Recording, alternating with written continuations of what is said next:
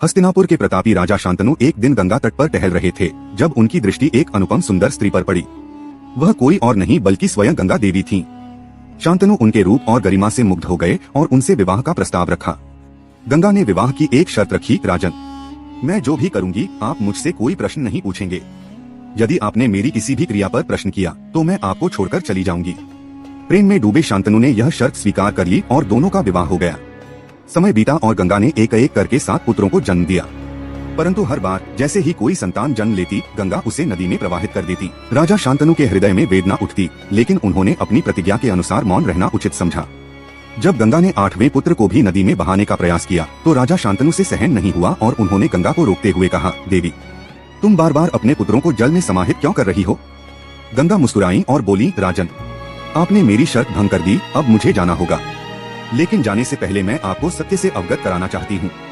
उन्होंने बताया कि ये 8 पुत्र अष्ट वसु थे, जिन्हें महर्षि वशिष्ठ ने शाप दिया था कि वे पृथ्वी पर जन्म लेंगे। 7 वसु तो जन्म लेते ही मुक्त हो गए, परंतु 8वां वसु जो द्यौ वसु था उसे अपने कर्मों का पूरा फल भोगना था।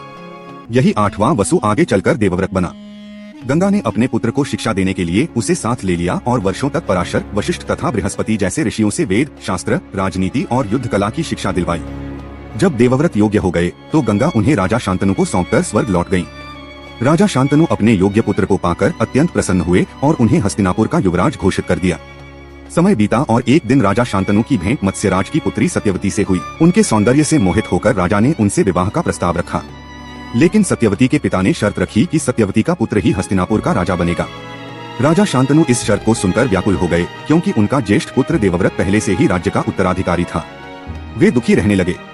देवव्रत ने जब अपने पिता की व्यथा का कारण जाना तो उन्होंने स्वयं मत्स्यराज के पास जाकर घोषणा की, मैं हस्तिनापुर के सिंहासन का त्याग करता हूँ और सत्यवती के पुत्र ही राजा बनेंगे। परंतु मत्स्यराज को संदेह था कि भविष्य में देवव्रत के वंशज राज्य के उत्तराधिकार का दावा कर सकते हैं। यह सुनकर देवव्रत ने वह प्रतिज्ञा ली जिसे सुनकर सारा संसार स्तब्ध रह गया। मैं आजीवन ब्रह्मचारी रहने की प्रतिज्ञा लेता हूँ ताकि मेरे कोई संतान न हो और हस्तिनापुर की गद्दी पर केवल सत्यवती के वंशज ही बैठें। उनकी इस भयंकर प्रतिज्ञा से देवता तक चकित हो गए और आकाशवाणी हुई, देवव्रत, तुम्हारी यह प्रतिज्ञा भीषण है, आज से तुम्हारा नाम भीष्म होगा। राजा शांतनु अपने पुत्र के इस त्याग से अभिभूत हो गए और उन्होंने भीष्म को इच्छा मृत्यु का वरदान दिया, जिससे वे अपनी इच्छा से ही मृत्यु को प्राप्त कर सकते थे। भीष्म पितामह ने जीवन भर अपनी प्रतिज्ञा निभाई। उन्होंने हस्तिनापुर की रक्षा के लिए कौरव और पांडव दोनों को समान रूप से देखा और धर्म के मार्ग पर अडिग रहे। महाभारत के युद्ध में भी उन्होंने अपनी प्रतिज्ञा के अनुसार कुरु वंश की रक्षा की, लेकिन अंत में अपनी इच्छा से शरशया पर प्राण त्यागे। भीष्म की यह गाथा कर्तव्य, त्याग और आदर्श का अनुपम उदाहरण है जो युगों युगों तक प्रेरणा देती रहेगी।